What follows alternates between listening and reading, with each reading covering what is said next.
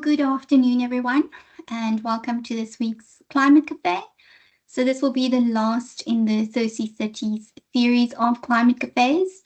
And as with previous sessions, we will hear from a few experts involved with the project, and they will share their perspective and different kind of respective knowledge bases and experience forming a significant contribution or different types of contribution to the project, and of course also drought resilience in general.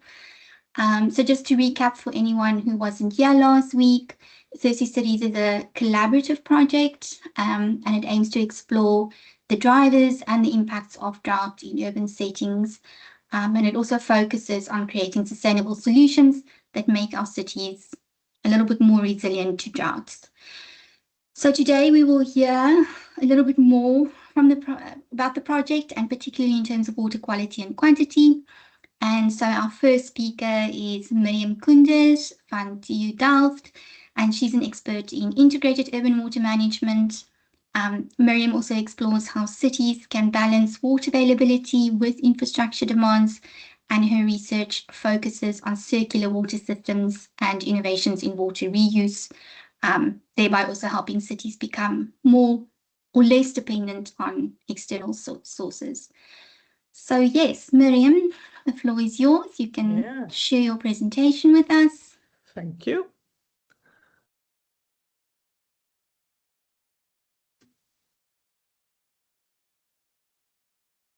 Let me see if it works.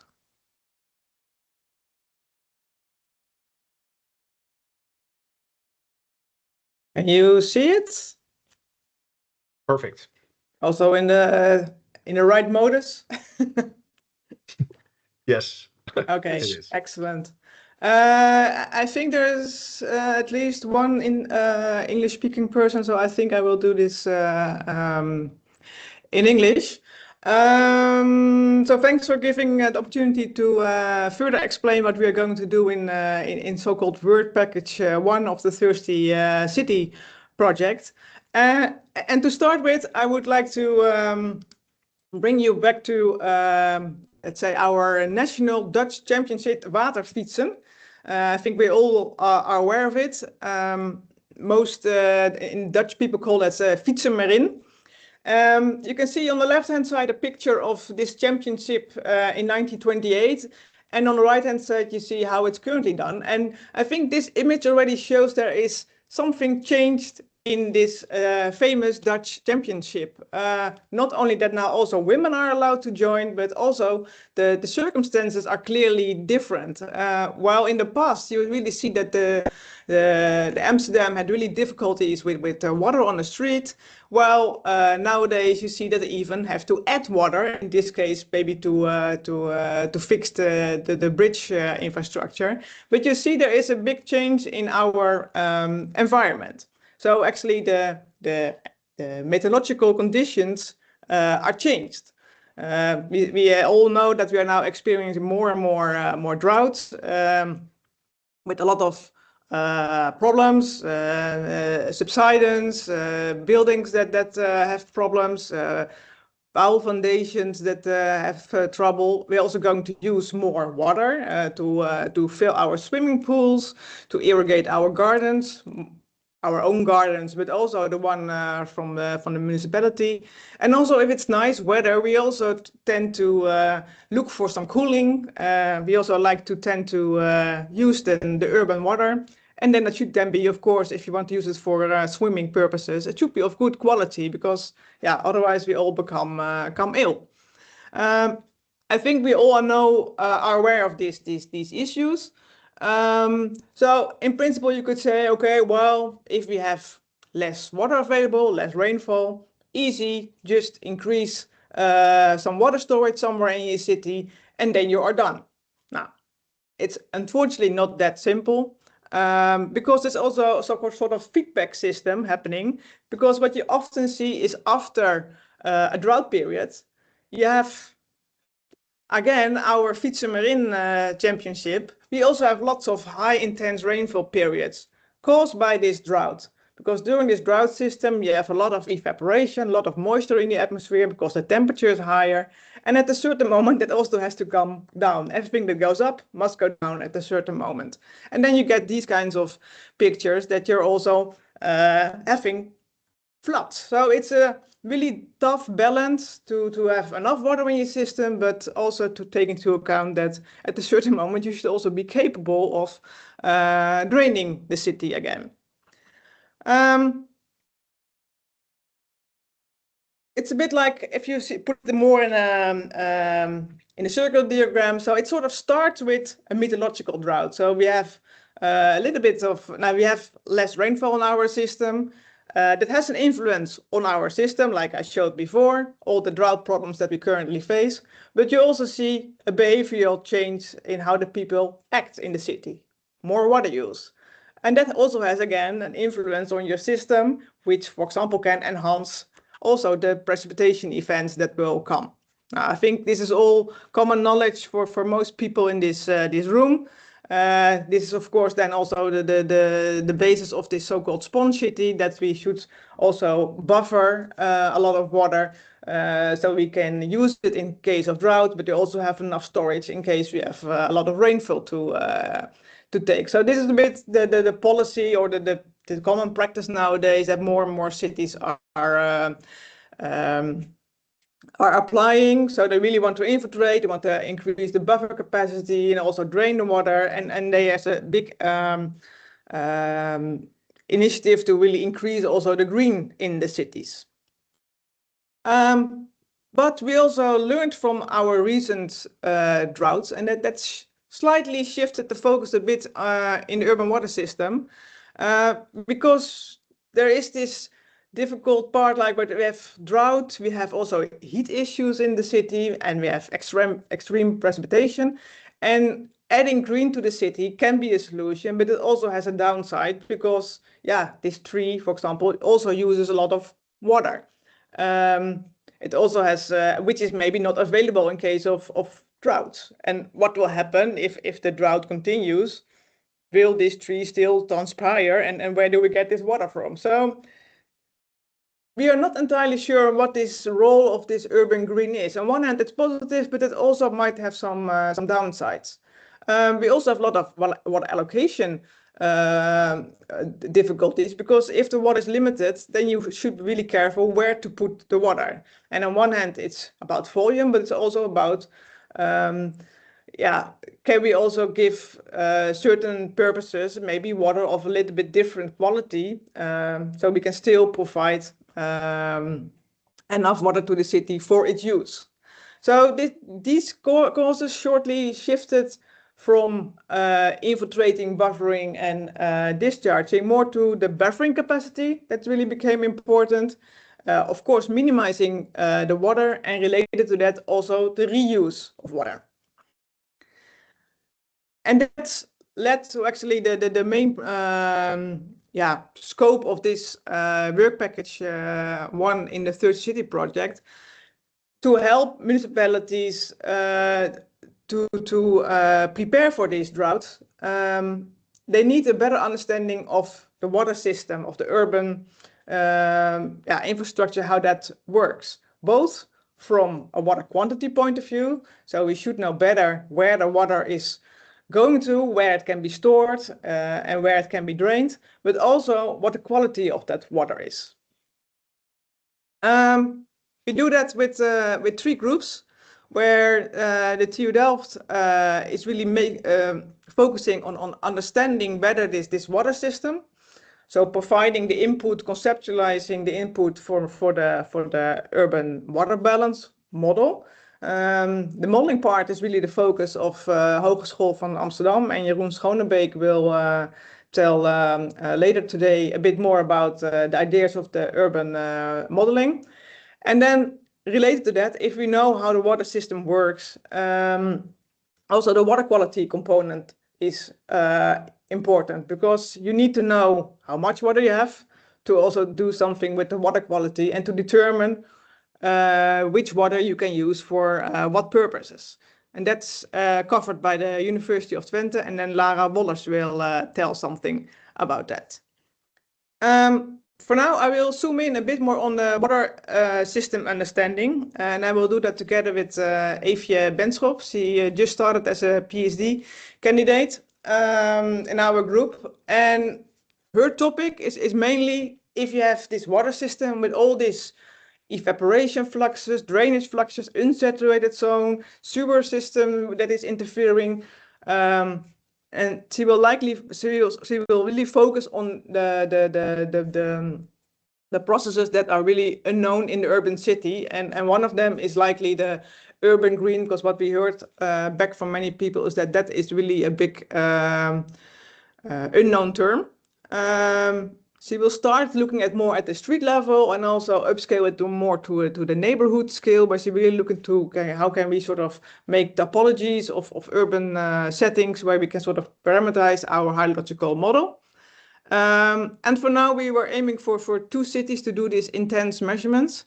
We choose for one in the lower part of the Netherlands, where the groundwater level is close to the surface, where you have more water quality issues, settlement issues, and to a more upstream or the high part of the Netherlands, where you have deep groundwater systems. So it's it's a bit as 2 different typologies.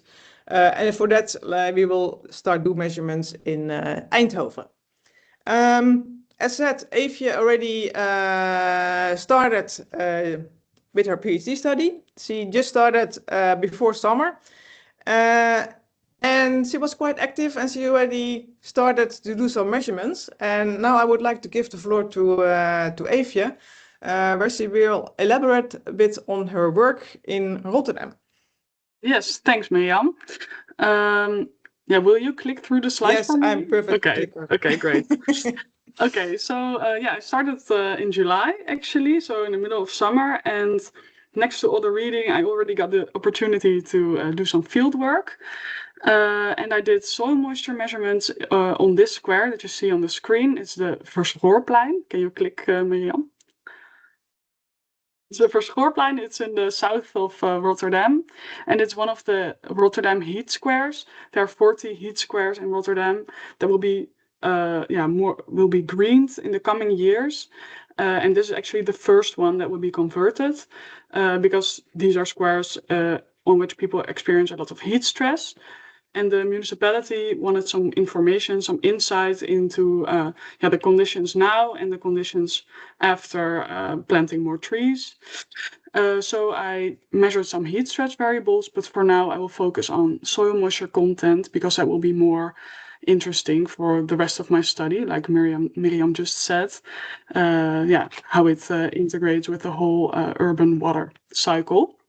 Yeah, so this is a square from the air, and I was the picture that you saw on the first slide. I was on the stairs on the left, and I was looking at the square, and the street that's on the north is a bit higher, like the ground level is higher than the square itself, and I measured at 4 points, A, B, C, and D. Next to different ground covers. On the left there's some playground asphalt, and then there's some artificial grass, and then there's open grass and grass with more trees. But actually the children in the neighborhood, they saw these measuring points. I will show them in more detail later, and they immediately started interfering. So tube D was destroyed, unfortunately. Can you click? Yeah, so I installed in August, 12th of August, I did some augering, and I installed access tubes for the Profile Probe 1.6. This is a probe that measures the soil moisture content at 6 levels, so 10, 20, 30, 40, 60, and 100 centimeters below surface level. And for that, you need to install access tubes. Can you click once more? Yeah, and it looks like this. So I dug a hole in the ground, and then I installed the tube, and then I covered it neatly with some TU Delft stuff. But the children in the neighborhood took away all this. and they put something in the tube D. But when I went to measure, they were actually really nice and they helped me. So I turned it around. I explained a bit. I tried to explain a bit about soil moisture and the plant water uptake, but then for the primary school level. Can you click once more? Yeah, so these are the temperature and the precipitation in August and September. And I installed, yeah, it's a bit unfortunate you can't see my mouse, but the pink lines are the days on which I went to measure. And you see before the first measurement, there was a really long dry period. And I actually also measured on the 5th of September. It's in between the two precipitation, how do I say? Yeah, no, a bit to the left, Miriam. Like in between the precipitation. So first 3 measuring days were dry, and then twice more after some precipitation. So now you can click.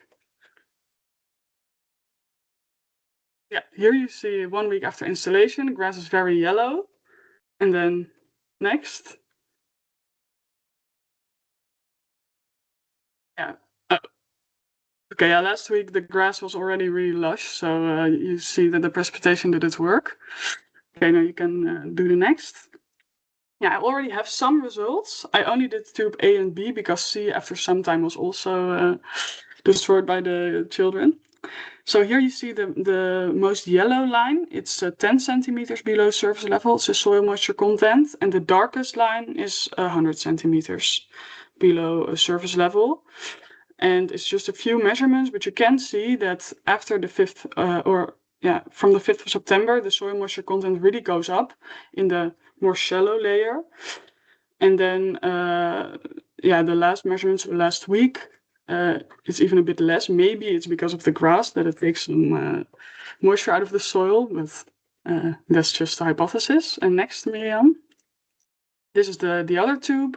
And here you can also see that in the lower layers, the soil moisture content is quite stable, and then on the surface level you really see the rain. So this is just next slide, Miriam. This is the last slide. This is just the first experiment, and it was mostly for me to learn how to do this fieldwork in the city. And I'm always open to tips because I learned, it's challenging, but it's also fun because people can interfere, but they're also really interested. And for my own fieldwork, or for my own research, I will now choose neighborhoods in Rotterdam and Eindhoven and plan the measurements, which will hopefully start before summer, so before the dry season. And that will involve way more, obviously, than soil moisture content, but this was just a good first insight. Yes. And I think now we go to the next speaker. Well, Miriam, can we just go questions? back? Yeah, there was a graph where the 10 centimeter moisture content jumped quite quickly. Is that because there was an event, a rainfall event? Okay, so because the other stayed more or less the same, but the shallow one jumped. So does that also indicate that there's not a lot of infiltration, that the soils there's more runoff? Or yeah, I think that because the tube was installed a bit high on the slope, that the water goes down to the slope and not that doesn't really infiltrate, or not that deeply. Yeah. Do you also consider the soil type in your study area, obviously? Yeah, that's maybe a disclaimer. I need to calibrate the measurements to the soil type still, but I'm going to do the experiment tomorrow. Yeah. Well, but it's very impressive that you've already done measurements and you're so early in your PhD, so nice.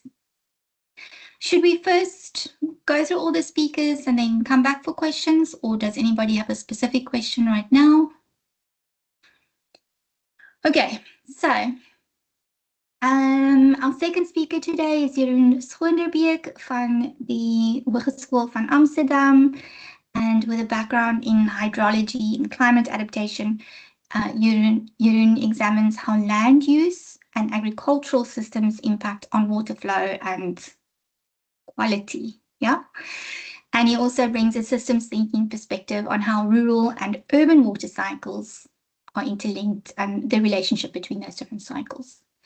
So, Jeroen, you have the word. Yeah, I'm trying to put up my presentation. Hopefully this works. I lost all of you, so do you have image? Yes, we can see your presentation. Okay, and I'll do it in Dutch because I prepared it in Dutch. So I'm sorry for all the English speakers that are Geen present. probleem. Ja, dus zoals Mirjam al uitlegt, gaan wij vanuit de Hogeschool van Amsterdam met modelleren aan de slag op straat en op buurtniveau. En hoe die verschillende dingen samen linken, daar kom ik later nog op terug. Nog heel even kort over mezelf. Charney stelde me net al goed voor, dus dat hoeven jullie nog een keer te horen. Ik doe dit onderzoek samen met Reiner Brolsma. Die heeft deels een notarispet, deels een Hogeschool van Amsterdam pet. En Dante Filmi. Ik heb geen fancy plaatjes van hun. Daarnaast ben ik onderdeel van het lectoraat Klimaatbestendige Stad. Lector Jeroen Kluk. Lectoraat heeft doet veel in hitteonderzoek, maar ook wateroverlast en nu dus ook droogte. Inmiddels best een grote groep. En wij doen dus praktijkgericht onderzoek. Daar wil ik eigenlijk nog even kort over uitweiden. En dan ga ik wat meer over de inhoud van Thirsty Cities in. Want ja, we zijn een hogeschool, dus wij doen praktijkgericht onderzoek. En voor degenen die dat nog niet zo goed weten, ons onderzoek richt zich dus op de brug tussen wetenschap en praktijk. Dus we werken heel veel samen met praktijkpartners, gemeenten, waterschappen, adviesbureaus. En daar komen uiteindelijk hele tastbare stukken uit voort. Een daarvan is Klimaat past ook een nieuw straatje. Ik zag ook dat Floris daar ook een aandeel in heeft gehad. Dus voor hem is dit niet vreemd. Maar Nee. het is wel een heel leuk document. Want het legt dus heel erg uit van hoe je dus bij een herinrichting straten kan aanpakken. En hoe dat normaal gedaan wordt. Dus veel wateroverlast. Naar een eventueel gescheiden riolering. Of in ieder geval gewoon een traditionele herinrichting. Maar wat er ook nog meer mogelijk is op het gebied van klimaatadaptatie. Je ziet dus dat dit soort documenten best wel vaak er nog bijgepakt wordt. Dit document komt uit 2017 en het is niet dat we sinds die tijd niks meer gedaan hebben, maar ik vind het wel echt een heel tof voorbeeld. Nu door naar Thirsty Cities. Want eigenlijk is... Toen we gevraagd werden van of we dit ClimateCafe wilden doen, dachten we het is eigenlijk nog best wel vroeg. We hebben eigenlijk nog helemaal geen tastbare resultaten. Dus we hebben niet kunnen meten, hè, zoals Eefje. Maar dat betekent niet dat we nog niks gedaan hebben. Ik heb eens even zitten nadenken van waar zijn we eigenlijk begonnen bij dit project en waar zijn we nu beland. En wij bouwen ons onderzoek eigenlijk voort op eerder onderzoek de NKWK Klimaatbestendige Stad, het onderdeel droogte en groen uit 2022. Waar onder andere een deel modellering is gedaan, maar ook verschillende maatregelen zijn bedacht die gemeenten kunnen nemen tegen droogte. Dat hebben we aan de hand gedaan van onze karakteristieke wijktypologieën. Voor degenen die dat niet kennen, wijktypologie is een manier om Nederland eigenlijk een beetje geografisch op zo'n manier, of in ieder geval steden geografisch op zo'n manier in te delen dat die heel herkenbaar is voor mensen, maar waardoor ook bepaalde karakteristieken per wijktype terugkomen. Het meest duidelijke voorbeeld is denk ik een bloemkoolwijk. Hier als voorbeeld genomen, met dus die karakteristieke kronkelstraatjes. Maar daar hoort dus ook een bepaalde hoeveelheid groen bij, een bepaalde hoeveelheid bomen die je eigenlijk overal in Nederland terugziet. de ondergrond kan verschillen, maar de structuur is daar bovengronds vaak hetzelfde. Nou, daardoor kun je ook heel herkenbaar dus maatregelen bedenken en voorschrijven die ook weer linken aan die wijktypologie. En die zijn daar dus ook heel erg herkenbaar. Nou, dat is hier dus ook gedaan voor een aantal droogtemaatregelen in dit onderzoek. En er is een hele set maatregelen bedacht. Ik hoop dat dit een beetje te zien is in jullie scherm, maar is ook per maatregels bedacht van in welke fase van een project of wanneer zou je die maatregelen het beste kunnen toepassen. Wat kost dat een beetje bij aanleg, inrichting en beheer en onderhoud. Het achtergrondrapport geeft toch wat meer uitleg.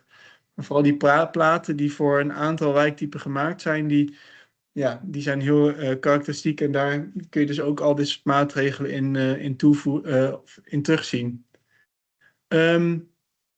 Maar die maatregelen die vormen natuurlijk voor ons best een mooie basis om uiteindelijk door te werken, want dat is ook een beetje ons doel, naar concrete handvatten en richtlijnen voor gemeenten en waterschappen om toe te passen binnen hun eigen beheergebied. Om nog even te komen naar wat willen we dan eigenlijk gaan doen binnen dit onderzoek. Dus doorwerkend op eerder onderzoek willen we graag toewerken naar goed overzicht van en inzicht van goed werkende lokale droogtemaatregelen.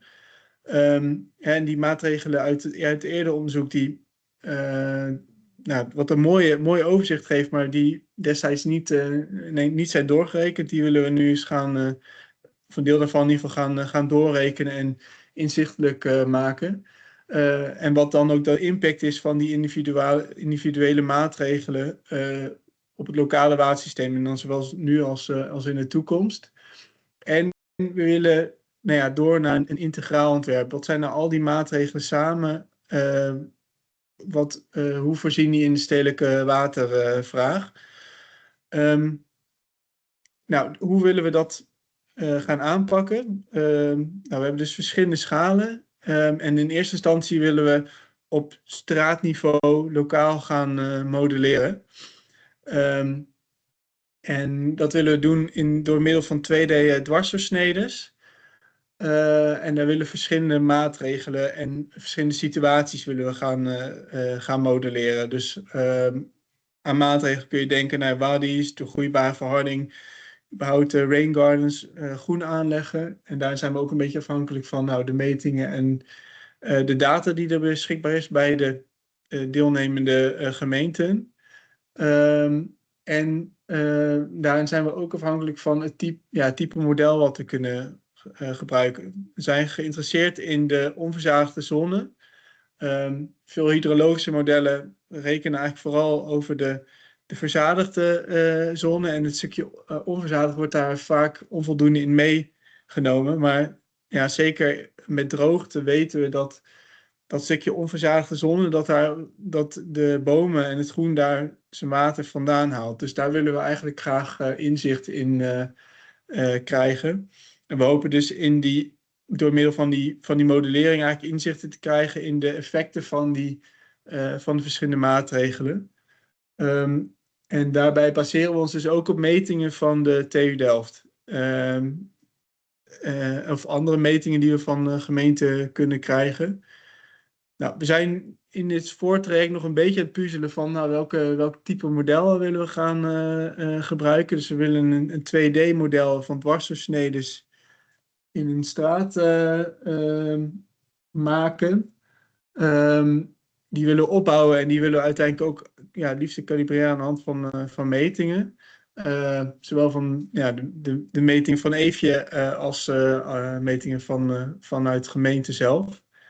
En zoals ik al zei, er zijn best wel wat modellen beschikbaar, maar ze zijn niet allemaal even geschikt voor ons doel. Dus dat is een zoektocht. En als jullie daar ideeën of tips over hebben, dan hoor ik het uiteraard ook graag. Voorlopig lijken we te sturen op Hydrus 2D.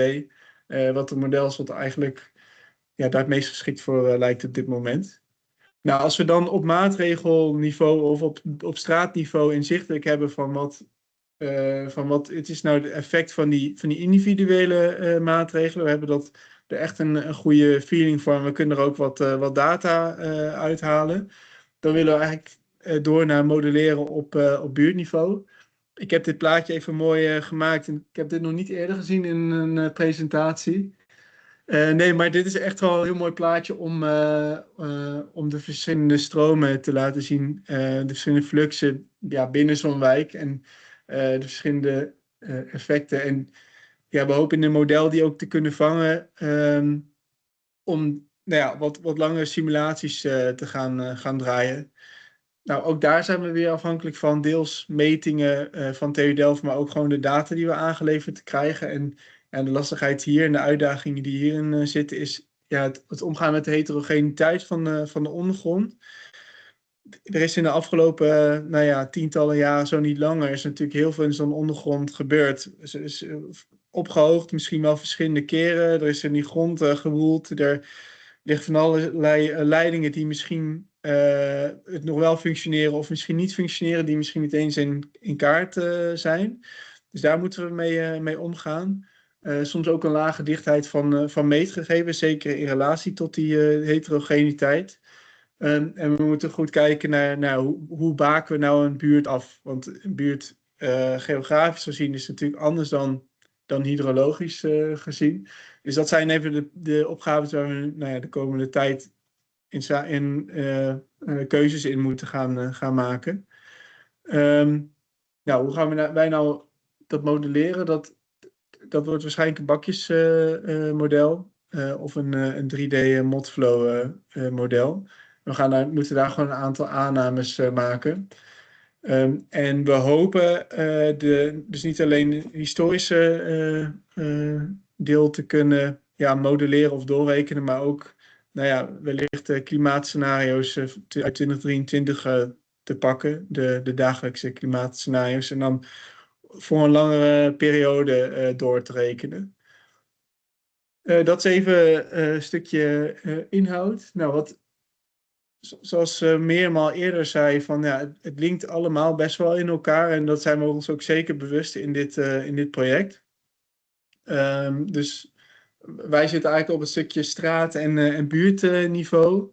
Waarin wij bezig zijn. We krijgen informatie op objectniveau en dus de globale flux op buurtniveau vanuit de TU Delft. Maar daarnaast hopen wij ook weer informatie aan te kunnen leveren aan bijvoorbeeld LARA op het gebied van waterkwaliteit of op de regionale monitoring of modellering waar Delta's bij betrokken is. In dit project is heel mooi, want er zijn verschillende haakjes en verschillende linkjes. Waardoor hopelijk uiteindelijk een integraal beeld ontstaat. Maar dat is ook wel een enorme uitdaging op dit moment. En zoals ik al zei, wat doen we uiteindelijk met die inzichten die we nu verkrijgen op in ieder geval onze schaalniveaus? Dus eigenlijk die praatplaat die destijds ontwikkeld is, nog weer een stukje verder uitwerken en verfijnen. Handvatten en handelingsperspectieven bieden aan gemeente en waterschap op maatregelniveau in ieder geval. En ook het helpen van integrale ontwerpkeuzes over droogtemaatregelen. En daar kan eventueel zelfs bij horen van bestaande maatregelen aanpassen of nieuwe maatregelen op een andere manier ontwerpen. En daar wil ik het heel eventjes bij laten. Ja.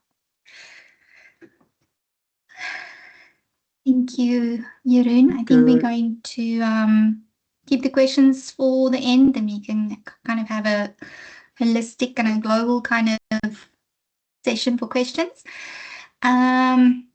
Okay, so our third and last speaker for the day is Laura Woller from the University of Twente. And Laura specializes in water governance and urban planning. And also interesting was her PhD research related to pharmaceuticals in water systems by integrating pollution models with social science models. So she also focuses on stakeholder engagement and the challenges of implementing adaptive water strategies in urban contexts. So yes, Laura, please share your insights with us. Yes, thank you, Shanae. Quickly check if I see my screen. Yes. Perfect. Yes, so let me tell you a little bit about the water quality part of the Thirsty Cities project. So we've also just hired a PhD who unfortunately had a conflicting appointment just now and couldn't be here. But this presentation really mainly shows our plans and then his very first insights from some literature research. What we plan to do is to conduct an urban water quality balance considering droughts or under droughts. And for that, we want to look at the supply side. So how much water is there at what quality? But also the demand side. So what water quality is needed in cities for the different purposes.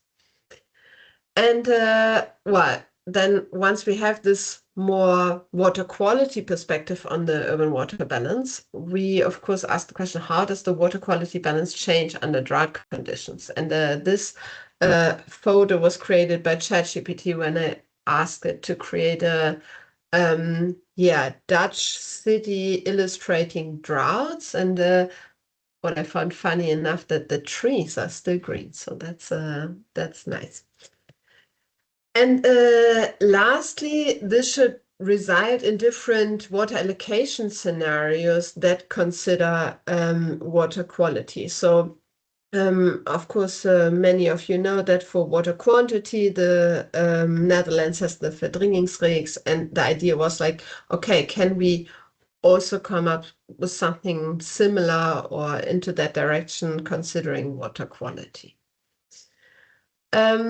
Now, for the supply side, the first question I think we will start to look at is what are the effects of droughts on water quality in Dutch cities? And then Jonas already started a literature search on that. And well, we did that before the project and already knew there was a data gap. However, that there's this much of a gap was not so obvious to me. So what we can say is that water quality in drought is an emerging topic. However, there's really, not much out there. And there's even less research on water quality, droughts, and cities. So Jonas has developed this whole search query to really bring these three topics together, and there was very little information that was really suitable. And well, out of all the papers he found on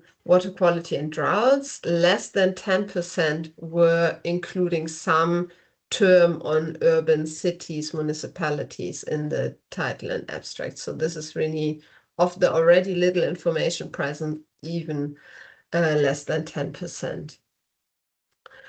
And we didn't find any Dutch specific study on these three topics. So there's really not much there that we can build specifically on. However, there are topics on water quality and droughts also for the Netherlands, but more on catchment level. So for example, this one on the Meuse River. And there are other studies from non-Dutch cities that look at water quality droughts in a city's perspective. So I think we have some information to really develop suitable research questions, and good hypothesis to study this subject.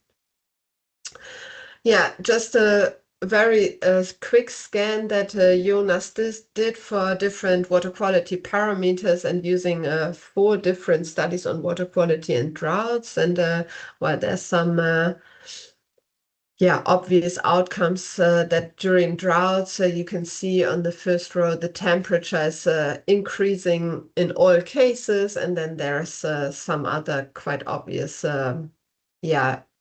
findings that the dissolved oxygen is decreasing. That makes sense also. However, there's also some conflicting numbers in literature where we, I think, need to see, okay, what general outcomes can we actually find on specific water quality parameters, and where is this really also case specific? And this is also what we would like to do. And as Jeroen mentioned, we would like to use also the information, of course, on the quantity side that is developed for the specific cities we look at in the Thirsty Cities project. To really create a case-specific balance for Eindhoven and Rotterdam. So far, we've inventorized a little bit last week in the kickoff meeting, more qualitative inputs on the two different cases, asking the stakeholders, what are your water quality related problems that you're observing, etc. And while for Eindhoven, they were managing all sorts of pollutants. So you can see this in these little post-its. So runoff from roofs or streets, etc. But also quite specific concerns like the peaks in illicit drugs that they find, especially after festivals, which also happen a lot in summer. So it probably correlates, coincidentally, it correlates to a drier season.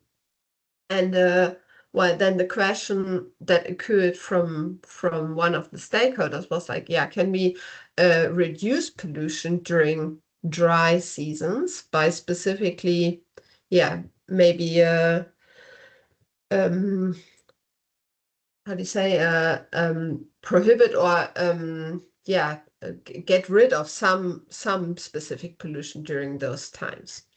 What we also observed already before with the general data scanning, that there's quite some information on, for example, wastewater treatment plant discharges. There's also quite some information on agricultural discharges, which is less relevant, of course, for cities.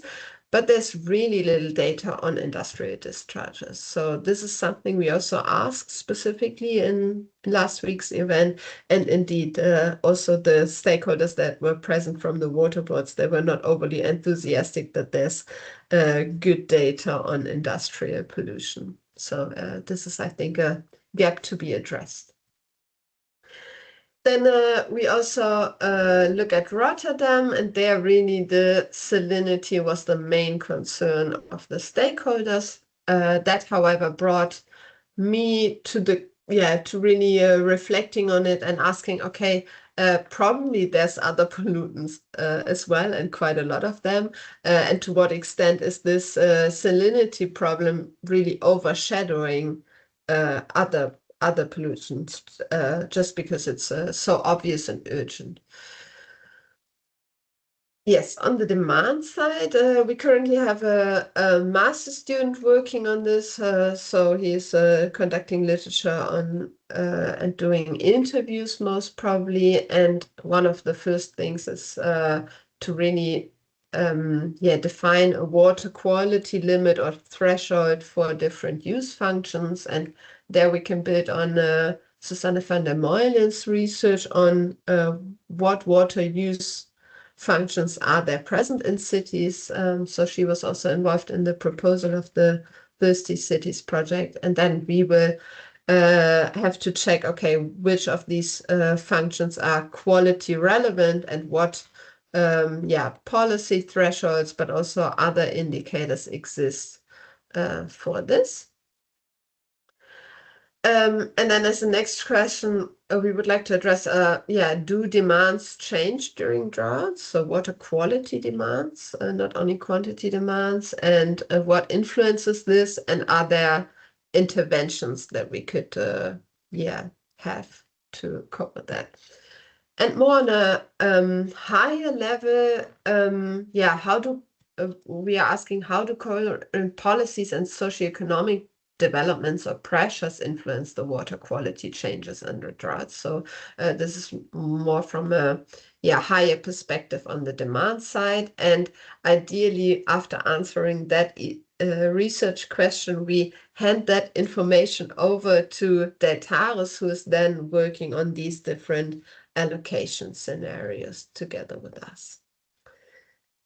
Yes, that was it in a nutshell. Thank you for your attention. This was the ChatGPT's answer to how it would look like with the green infrastructure and green measures. So yeah, I would like to close with that. Nice. Thank you. Yes. I always wonder about, like you said, what is the water demand during droughts? And I would almost think that it would go up because vegetation or trees are dry, so people tend to use maybe potable water to water gardens where they wouldn't do that when it's rainy season. They wouldn't have to water their gardens or trees in the municipal areas. So it's actually a bit of quite a contradiction because it's a drought, but we're using more water, which is the opposite of what we want to be doing during drought. So I think it's also a little bit of awareness. Yeah, certainly. However, I think what is new is again to connect this to the quality. So and there I think the underlying hypothesis is that yes, we tend to use more water when it's hot and dry. However, we suspect that we are currently not doing this in a very smart way when it comes to quality. So probably we are using very high quality water for some purposes that might not actually need that high quality water, and vice versa. So the idea was really to take this quality perspective along in this balance perspective. Yeah, and have different quality water for different purposes. Yeah, so I think that's often neglected. At this, or at least decisions are not taken with a lot of cautiousness on this subject. Yeah. Okay. Interesting. Lots to think about. Okay, so now we can get into some questions. Anybody want to start off? Who it is? Yeah, there's a science. Well, maybe I shared in the chat, you specifically mentioned water quality from industrial areas, for example. I shared in the chat, there's a database actually in the Netherlands with that. It's not as large as the stormwater database, but it might also be good because some in the general stormwater database, of course, it's not only stormwater, so it could be other as well. And there are dates with the where the measurements have been taken. So that would be nice to see if we can have a different. I think that could really help your research, of course, and Drobe as a city. So just flagging that I put it in the chat. I do have the great, Excel thanks. as well. Yeah. Lara, maybe, yes, Joe. Sorry, Floris. Just picking up on what Lara just said about the use of something we've just started to talk about a little bit in England is we talk about capturing rainwater a lot and reusing it for things, and everybody always wants to reuse it for flushing toilets and washing clothes. But I think we've got to get better at catching rainwater and reusing it for keeping landscapes healthy during drought, because we create all this green infrastructure and these bodies and nature-based solutions. But this summer, when we've had 6 weeks, 8 weeks of no rain, a lot of them have died back, and we should have ethically, we should have taken responsibility for that and captured rainwater to keep them alive. And we're going to have to do that more in the future. And you're right, the quality of water for keeping landscapes alive doesn't need to be potable water. It can be just captured rainwater or even sewage. I hate to say, but sewage effluent. In England, there is a big push to use sewage effluent a lot, and it just makes no sense to me, because if you catch rainwater, it's relatively clean and it's free and it's you can catch it where it falls so you don't have to pay to pump it.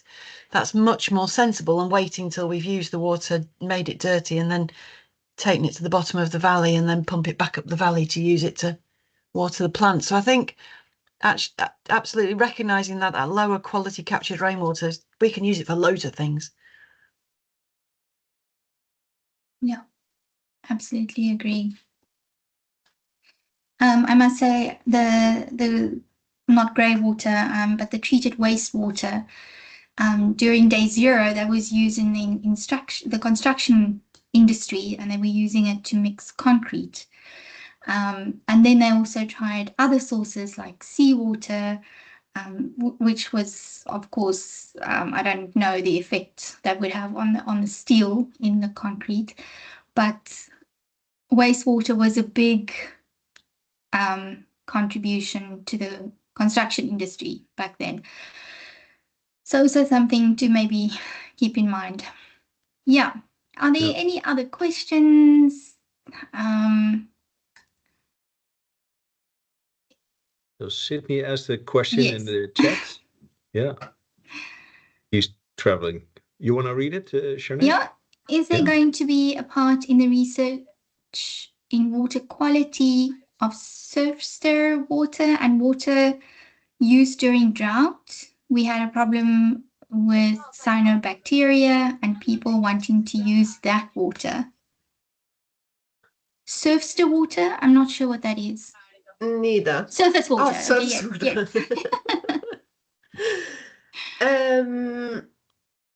Yeah, certainly. So these use functions I was talking about, yeah, one of them is swimming for sure. However, what we also saw, I think, in the initial talks when forming the consortium, and that was yeah, quite interesting to me. We were inventorizing stakeholders' issues related to water quality, and then often they found well, swimming only a minor problem, because these problems with cyanobacteria, also certain pathogens and virus outbreaks related to swimming, happened in non-declared swimming sites. So they said, well, this is actually not our problem if people go swimming illegally. Well, I have a bit of a different perspective on that, but well, that's interesting for sure. And yes, I think we certainly going to look at that. Yeah. Okay, interesting. Yeah, I just had a question for you, Osai. You are using different types of instruments, you said, to measure soil moisture, or maybe one type of instrument, but can you be specific on what type of instrumentation that is? Yeah, the one I used for the fieldwork that I described is the Profile Probe 1.6. It was on one of the slides. It's a probe. Yes. Yeah. I just want to look into that. Profile. And I was also thinking about using ERT. It's it makes a 2D profile of the soil moisture content. Yeah. Okay. But I haven't used it yet in an urban setting, so I don't know if it will interfere with drains or anything. Okay. Yeah.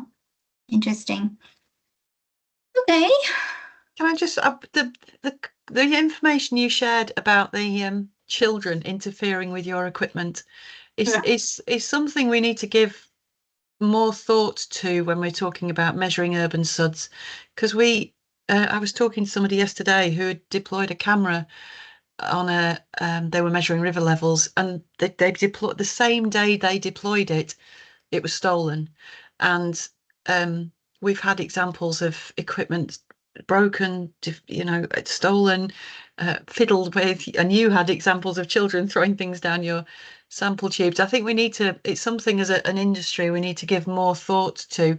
I deployed some water quality sensors earlier this summer in a river, and we just tied them to a bridge with a piece of string, and I didn't sleep. They were like £4,000 each, and I was absolutely convinced I was going to go back in the morning, they'd have disappeared, and I'd just have a piece of string. And I think we need to give it more, we don't think about the monitors. The people selling the sensors are like, it'll be fine, because they just want to sell you the sensor, but we need to give it more thought.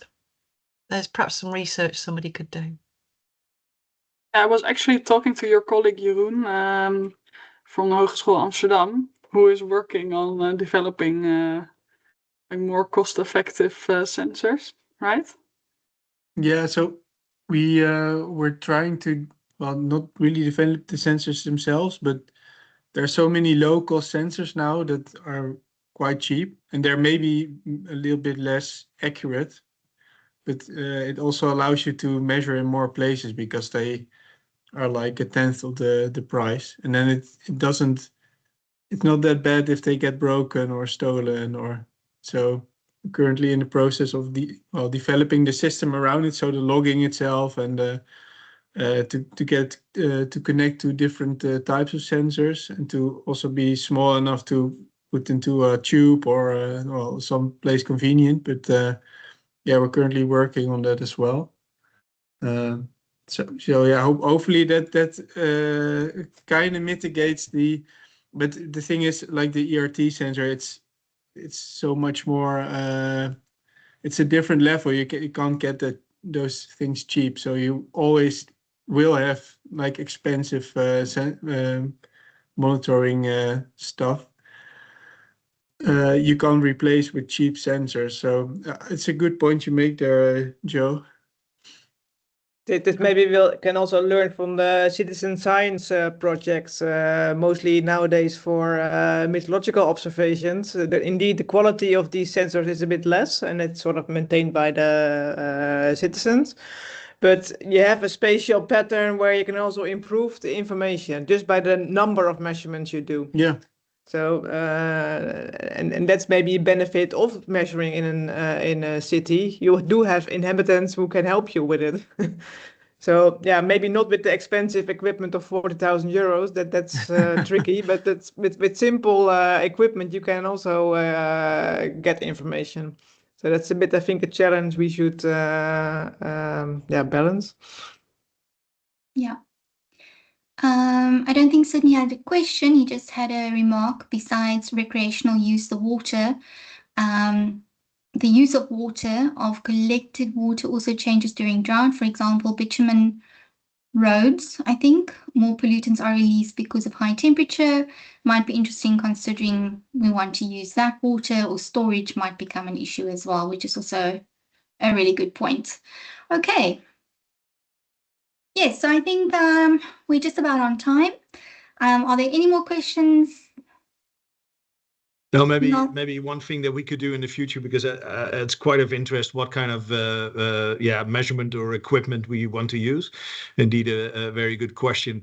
And of course, the different pilots in first these cities already. There's measurements in Groningen, of course, and now also in Rotterdam and at different places. It will be good to make an inventory of what kind of soil moist sensors are being used, for example, and what the experiences are. Also for the future, if we want to publish this after 4 years, it might be nice to do a bit of the same, because there are different sensors with different methods that actually measure the same. But that might be a good topic for a next episode, I would say. Yeah. Yeah, absolutely. And maybe flagging what Sydney also wanted to say. This is, of course, the last episode of Thirsty Cities. We had 3, but there are actually a lot of episodes on Climate Cafe that are related to drought. So the topic of grey water reuse, we had 2 episodes on that. Also the effect of drought on surface water quality with Imke Lene and Helene de Man, for example. That might also be interest of this group.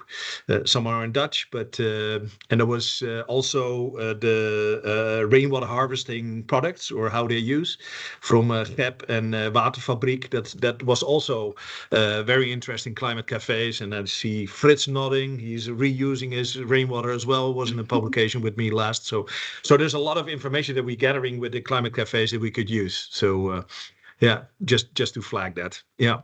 Yeah, great. All right. Nice. Cool. Okay, so Sydney's on the train. So in terms of next week, I think we have Carola Hein. Yeah, she's from TU Delft.